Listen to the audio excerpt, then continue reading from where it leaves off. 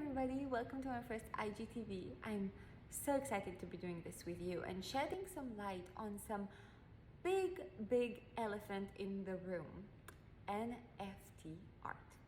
Now, in case you haven't heard, the past 2 weeks in the art world have been shook by artists selling works of art in the millions. You heard me, in the millions.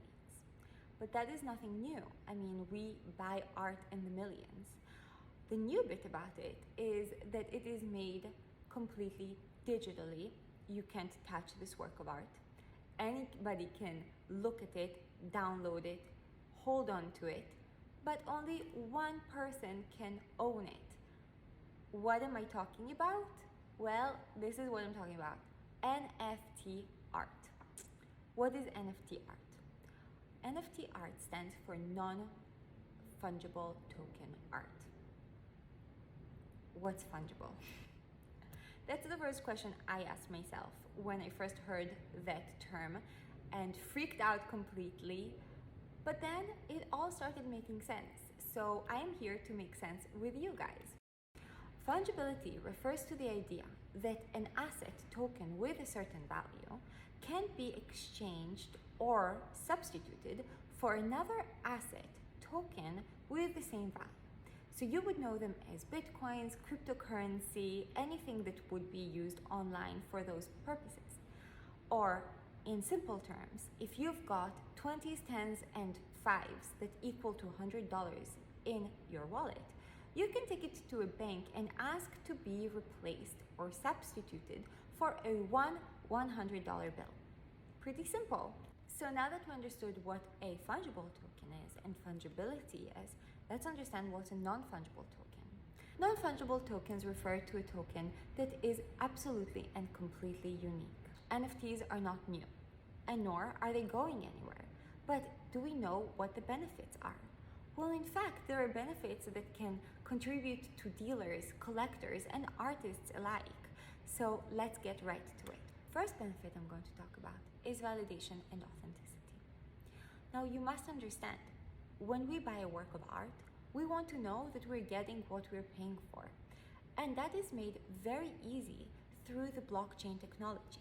You see, the blockchain technology allows data to be organized in a way that cannot be hacked, cannot be changed from the moment that it is done till eternity, and allows you to really understand what is the unique combination that you are buying for your collection. Whether it is a collectible, a game, a work of art, you really are understanding that you are getting what you are paying for. And as a collector, that is huge, because you're not worried that you're suddenly getting a work of art that is not what you're paying for. The other major thing about the validation and authenticity is that you're certified that no matter where you go, you've got the token that allows others to see that you are the primary holder of this work of art. I was discussing with my friend, one of my closest friends, Leslie, and she was telling me, but Daniela, what's the point of having this authenticity if others can view it? Doesn't matter. If you go to Hermes and you ask for a Birkin bag, you know you're getting a Birkin bag. Yes, there are others out there, but is every one of them going to get the same authenticity as the one that you know you got at Hermes, at the store on Saint-Honoré? No, the chances are that you will never rest assured as much as you would when you go to your store and get the bag that you want. That is the same with NFT and the blockchain technology. The second benefit that I'm going to talk about is provenance, also known as history of purchase. Unless you're buying something new, you don't always know what you're going to get because you don't know where it's been. I mean, if a work of art was made 100 years ago, how are you going to track back every data that was available from the moment it's left the artist's studio all the way till it came to you 100 years later? Chances are that not even the historians that are working so hard on that database are going to have all the right information. And that stops with the blockchains and the NFTs. What happens is that history is recorded on the blockchain. Every purchase is recorded on the blockchain and it cannot be changed in any way.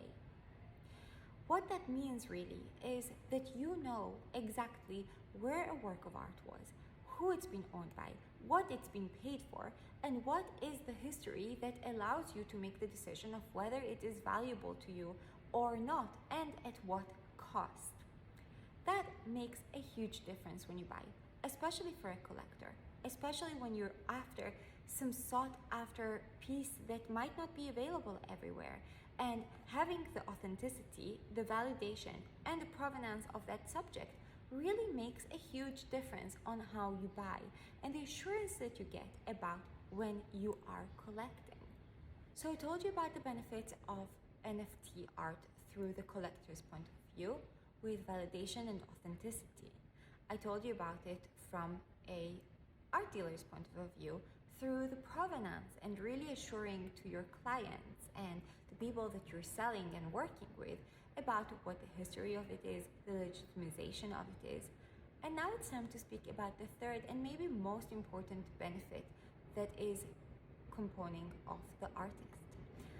When traditionally a work of art is sold, the artist does not see a dime of it after the original purchase, which means an artist has to maybe work for the rest of their lives in order to make art that they can profit off of. Now that has changed with the royalties model on NFT art. In essence, what that means is that when you are selling a work of art, you add an addendum on the NFT purchase, saying that every time this work of art is resold, you get a profit, a percentage off of this sale. And that is tremendous empowerment for an artist. If before artists had to work so hard in order to be able to constantly see what is going on, yes, the value might go up and then the work of art will sell for more, but it might go down and then the artists really never do see any profit out of their hard work. And that will no longer be the case with those addendums. Royalty for works of art have been done in the past with music and other cinematic art and never with an artist's royalties. And changing that is giving so much power, so much ability for an artist to really be able to create and enjoy work. Okay, so we've discussed the benefits of NFT art through a collector's point of view, a dealer's point of view, and an artist's point of view. Now what's happening next? I mean, on one hand, you've got to understand, when a work of art is sold online, it lives online, which means that anybody and everybody can access it. But that does not mean that everybody is the rightful owner of it. So that is a really big plus. Now, the second thing that you've got to understand is, what do you want to own? I mean, if you come to digital art or photography, that is a whole new open opportunity for those things to be bigger in the gallery world and in, from an artist's point of view. Because if before a work of art that is photographic or digital had to be in a way kind of a sideline art, it's not going to be that anymore, because you can actually own a photograph, whereas before it could be everywhere as a JPEG and anybody could download it, print it, and frame it. Yes, people still can do that, but you will be the owner of that blockchain that allows you to really feel secure, as mentioned before. Now, what do we do with all this? Where do we go? I am certain that considering that Christie's just sold its biggest ever digital art online for $69 million, I have no doubt that galleries around the world and auction houses will start to follow. I mean, we live in a world that is pretty much virtual right now. We socialize on social media. We have avatars that live a second life for us. And there's no reason why we shouldn't grow our portfolio that is full of virtual assets, digital assets.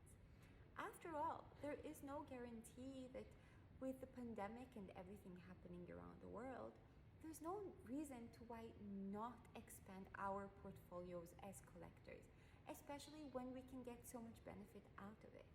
Yes, others can view it and enjoy it with you. But is it really better than owning something that only you can enjoy at home? I don't think so.